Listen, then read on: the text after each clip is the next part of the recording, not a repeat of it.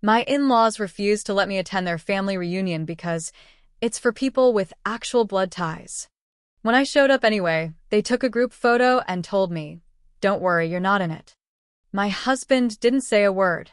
That night, I quietly mailed out something to every relative on that photo list. Today, they're furious, blocking me from everything. But it's too late. I married Darren when I was 31. We had dated for about 3 years before that. I met him at a mutual friend's engagement party, and he was one of the few people that night who didn't make me feel like I had to perform. He was quiet, warm, observant. It felt like he saw me right away, and I clung to that feeling harder than I probably should have.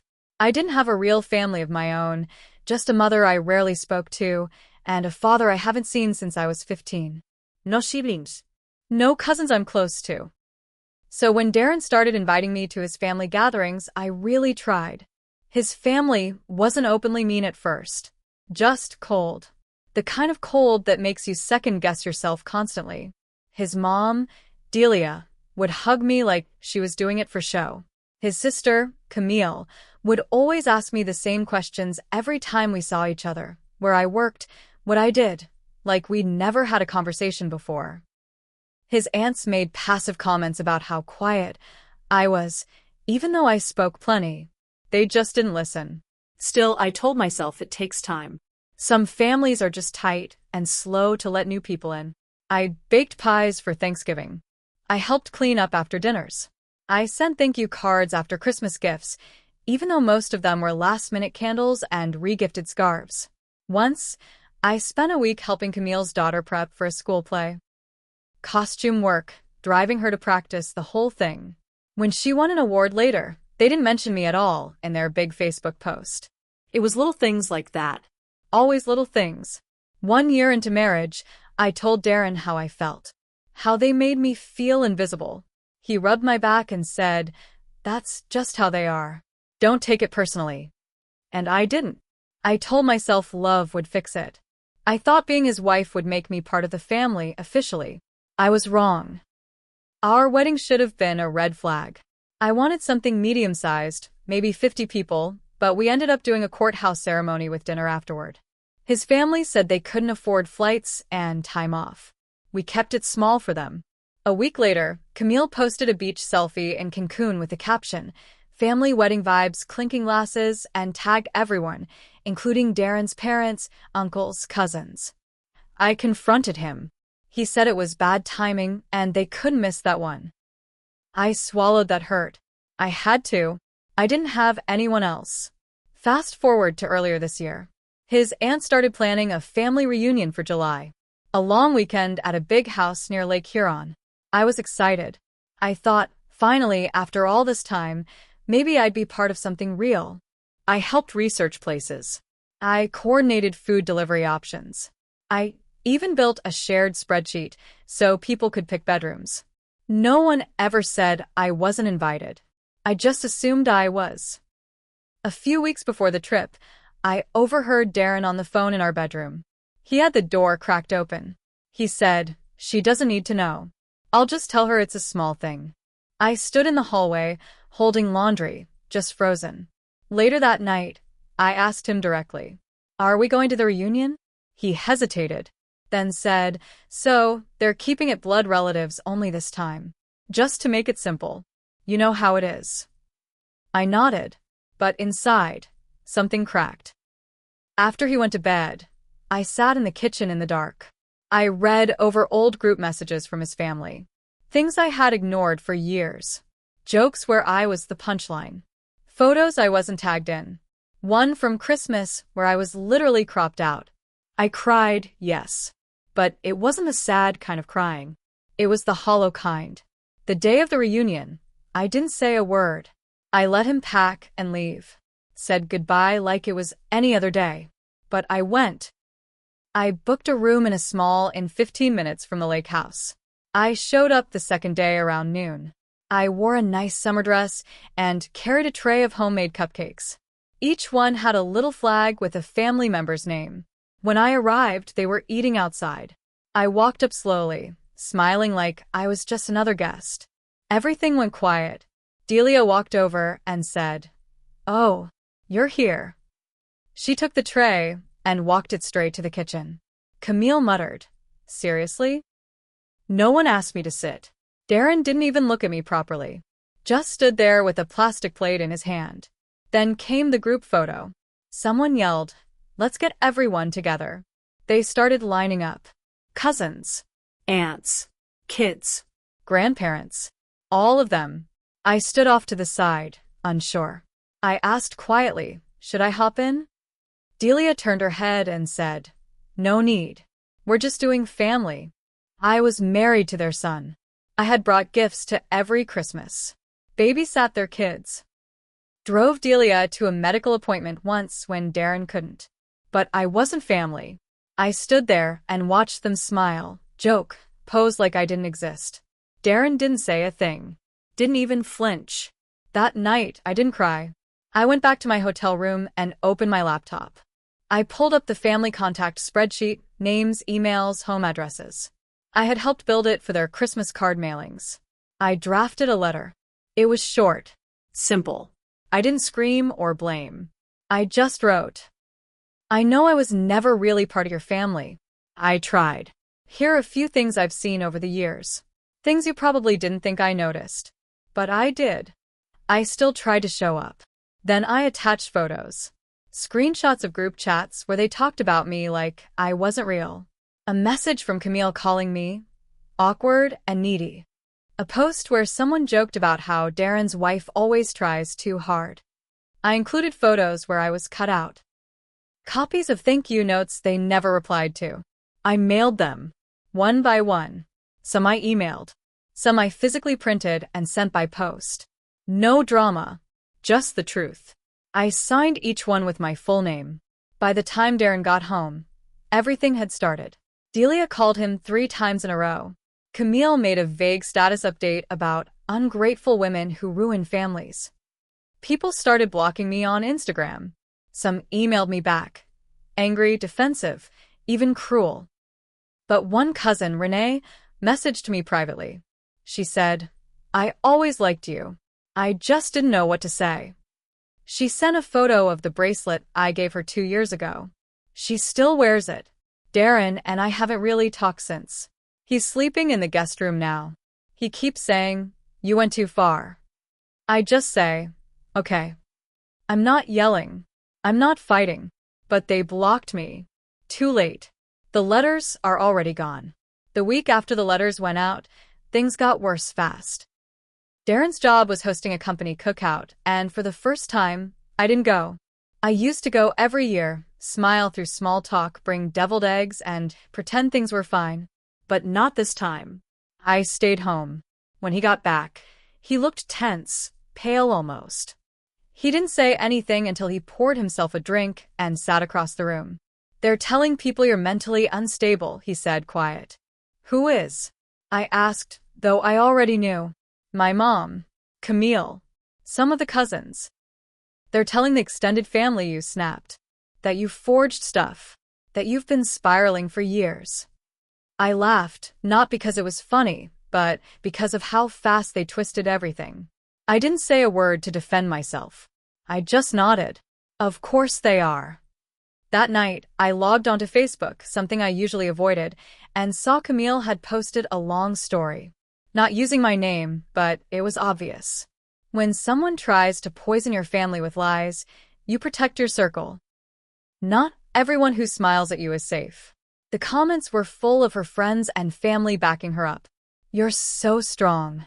Some people just want drama. She always seemed off. They didn't know me. I had brought Camille dinner after her surgery. I once drove an hour to bring her daughter a backpack she forgot for camp. I unfriended all of them. Quietly. No announcement. Then things started happening offline. I volunteer at a local community center. I've done it for years. Helping seniors with basic tech stuff, running errands, things like that. One afternoon, the center's coordinator pulled me aside. "I don't want to alarm you," she said gently, "but someone called and said you might not be stable to work here." They didn't leave a name. I thanked her, told her I understood. But inside I was shaking. They weren't just icing me out anymore.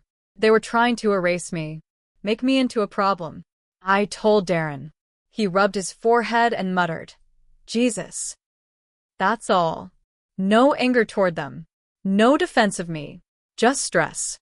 Like this was just something stressful happening to him. That night, I told him I was thinking about staying at a friend's for a while.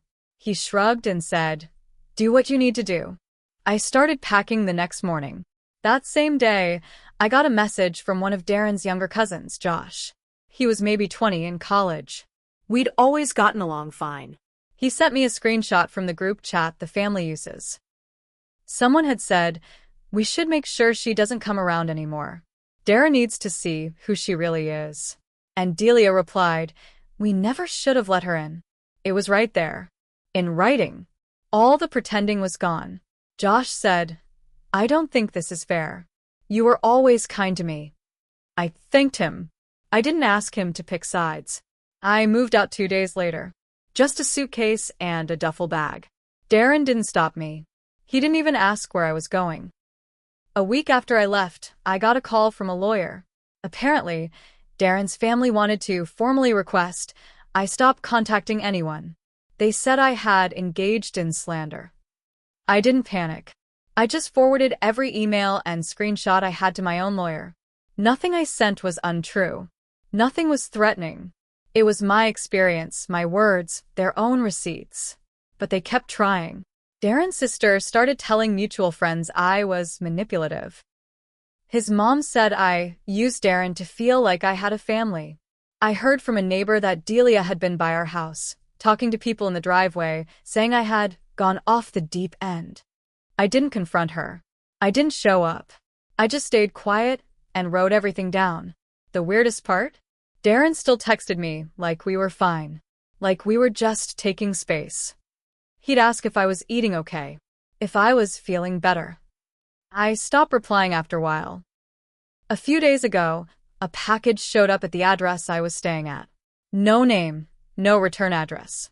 Inside were torn-up photos, wedding photos, group photos from holidays, pieces of my handwriting, all shredded. Some of them smelled like smoke. No note, just that. I filed a police report. Nothing they could really do, but I filed it anyway. They want me to disappear. But I'm not disappearing. They're the ones who lied. They're the ones who excluded, cut, erased. And now they're afraid because I showed the truth. Not with threats. Not with drama. Just the truth, laid out in black and white. I don't know what Darren's going to do next. He hasn't said much. But I know where this is headed. They tried to silence me. It's not going to work. 2 weeks after I filed the police report, I got an email from a woman I didn't recognize. Her name was Trina. She said she used to date Darren, years before me. The subject line was, I think we should talk. I almost deleted it. I didn't want to drag old ghosts into this. But something told me to read it. The message was short. She said she'd been following the fallout quietly. Some of the cousins still had public social media, and when she saw my name come up in a thread, she got curious. She told me she had gone through something similar with Darren's family.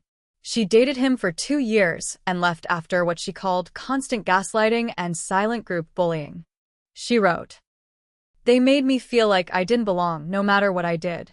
I thought I was crazy. Darren always stayed silent. Always. Just wanted to keep the peace. I thought it was just me. I thought I was broken.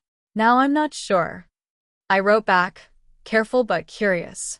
We ended up talking on the phone that night. Her voice was steady. She wasn't dramatic. Just tired. Like me. She told me about how Darren's mom once called her at work to tell her she was dragging Darren down. How Camille used to introduce her to people as Darren's current girl. How one holiday, they told her she couldn't sit at the main table because it was just for family. It was like hearing my own story. Then she said something that chilled me. I found out later that they did the same thing to Darren's ex-fiancée too. There's a pattern. They freeze people out. And Darren lets them. Ex-fiancé. That was new. I asked Darren once, early in our dating, if he'd been engaged. He told me no. Said he'd had a serious relationship once. but it fizzled. That's all. I dug a little. With Trina's help, I found the woman. Her name was Lee. She had no social media, but there was an old blog from years ago, back when she was planning her wedding. There were posts about a man who sounded exactly like Darren. Wedding dates. Locations. Planning stress. Then suddenly the blog stopped. Through LinkedIn, I messaged her. It took her a few days, but she wrote back. Carefully. She said she didn't want to stir things up, but confirmed that yes, she was engaged to Darren, and yes, the wedding was called off. She said it was the loneliest time of my life. That she couldn't talk about what happened but hoped I was okay. She ended the message with, "You're not the first, but maybe you'll be the one to finally walk away." I sat with that for hours. Thought about the pattern. Thought about how Darren never raised his voice. Never hit me. Never cheated, as far as I knew. He just disappeared when it mattered. He let his family tear at me like they had torn at others before me. He stood still while I was erased. And then something else happened. I got a call from my old boss, someone I hadn't spoken to since before I married Darren. She asked if I was okay. She said someone had called her company pretending to run a background check on me. Said the person was asking about any concerns with mental health or inappropriate behavior. She didn't fall for it. But she warned me. I asked her the number. It was blocked. I had no proof it was anyone from his family, but I didn't need it. I knew. They weren't just angry. They were scared. Because I didn't go quietly. Then the final twist. One I wasn't ready for. Darren called me one night from a number I didn't recognize. I almost didn't answer. His voice was shaking. "They told me to file for divorce," he said. Who did? I asked. My mom. Camille. Even my dad. They said it's the only way to move forward. And you? I asked. He went quiet. Then he said, "They offered to help me buy a condo. If I cut ties. If I start over. They said they'd take care of everything. They just want you gone." I didn't cry. I didn't scream. I just sat there.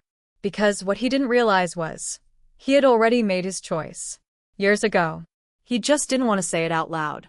And now, they're offering him rewards for throwing me away. That's the part that still burns. Not the photo. Not the cupcake tray. Not even being called crazy. But how easy it was for them to plan a future that didn't have me in it. And how quietly he let them. I didn't respond to Darren's call that night. Not really. I just said, "Okay," and hung up. I didn't sleep after that.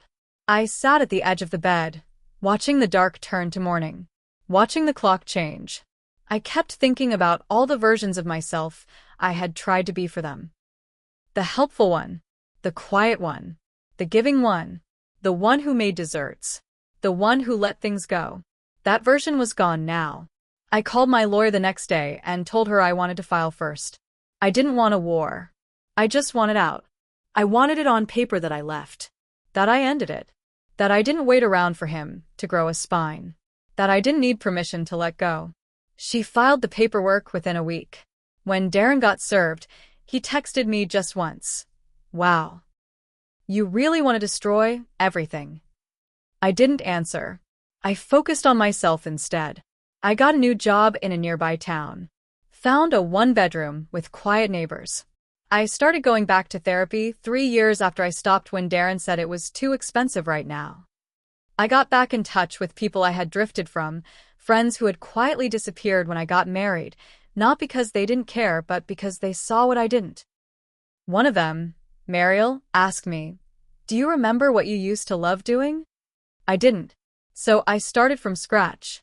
I joined a book club, took a weekend ceramics class, started writing again, just little things, short letters to myself. I didn't recognize the version of me that had bent in so many directions to earn scraps of approval from people who never saw me. A few months later, something unexpected happened. Josh, the cousin who had warned me about the group chat, messaged again. He said Camille's daughter, Ellie, had asked about me. She was 12. I used to help her with school projects. Used to take her for ice cream when no one else had time. Apparently, Ellie had asked why I was suddenly erased. Josh said, "They told her you went crazy, that you tried to break up the family." But Ellie didn't believe it. So I wrote her a letter. Not about everything, just enough. I told her that sometimes grown-ups pretend love has rules. That sometimes the people who smile the most are the ones who shut doors quietly behind your back. I told her to always trust her gut. Josh said she read it and cried. I mailed her a sketchbook and a note that said, "You always notice the little things. Don't stop." More weeks passed. Darren never replied to the divorce paperwork. His lawyer tried to delay, but mine shut it down fast. No joint property. No kids. Nothing to fight for. I asked for nothing but the legal end. I didn't want anything from him, But I did want something from them. so I waited until the holiday season. That's when I mailed my last letter, this one to Delia. Just a single card. No return address. Inside was a printed photo. One she'd never seen. It was from that reunion.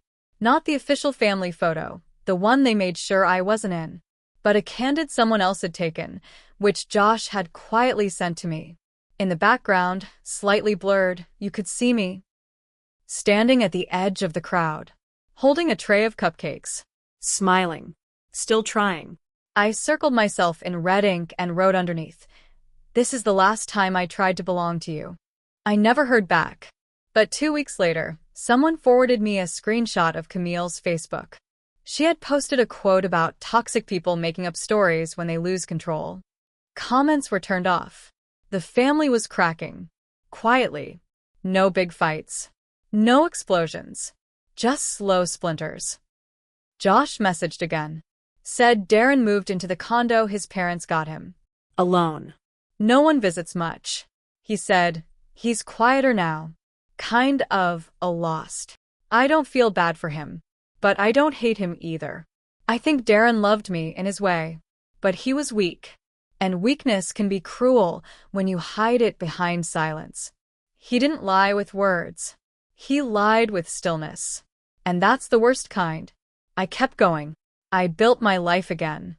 1 year after the divorce finalized, I published a small essay in a women's magazine under a pen name. It was called The Wife Who Wasn't in the Picture. It wasn't loud, just honest. I didn't name names. I didn't need to. The editor emailed me after and said, "We've had over 100 letters from readers saying this is their story, too." That was my real revenge. Not the letters. Not the silence. But this. They erased me from one photo. So I wrote myself into 1,000 more.